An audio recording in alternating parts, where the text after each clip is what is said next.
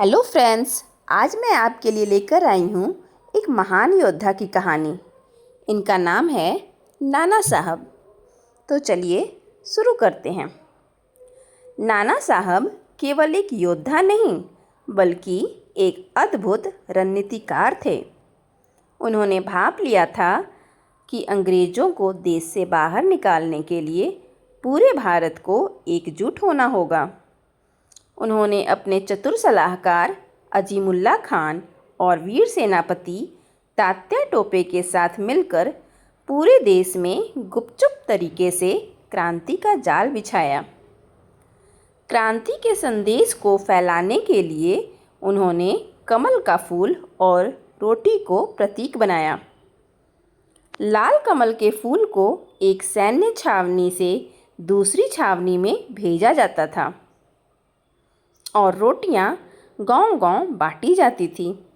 यह इतिहास का सबसे बड़ा गुप्त संचार नेटवर्क था, जिसने ब्रिटिश खुफिया तंत्र को पूरी तरह फेल कर दिया था।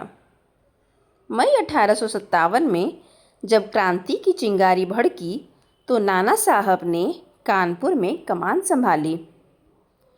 उन्होंने अपनी विशाल सेना के साथ कानपुर के अंग्रेजी किले को घेर लिया। अपनी बहादुरी और युद्ध कौशल के बल पर उन्होंने ब्रिटिश जनरल व्हीलर को आत्मसमर्पण करने पर मजबूर कर दिया और कानपुर को अंग्रेज़ों के चंगुल से आज़ाद कराकर वहां दोबारा मराठा ध्वज फहराया। उन्हें एक बार फिर पेशवा घोषित किया गया। हालांकि बाद में अंग्रेज़ों ने आधुनिक हथियारों के साथ दोबारा हमला किया। युद्ध भीषण था। जब नाना साहब को लगा कि अब सीधी लड़ाई में पीछे हटना रणनीतिक रूप से ज़रूरी है, तो वे जंगलों की ओर चले गए ताकि क्रांति की इस आग को जिंदा रख सकें। जीवन के अंतिम दिनों में नाना साहब नेपाल के तराई के घने जंगलों में चले गए। अंग्रेज़ों ने उन पर लाखों रुपए का इनाम रखा। उन्हें ढूंढने के लिए ज़मीन आसमान एक कर दिया गया, लेकिन वे कभी अंग्रेज़ों के हाथ नहीं आए। उन्होंने जंगलों की खाक छानना स्वीकार किया, लेकिन अंग्रेज़ों की अधीनता स्वीकार करके पेंशन पर जीना कभी मंजूर नहीं किया।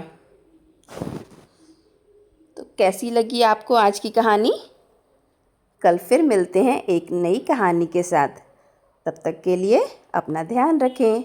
Bye bye.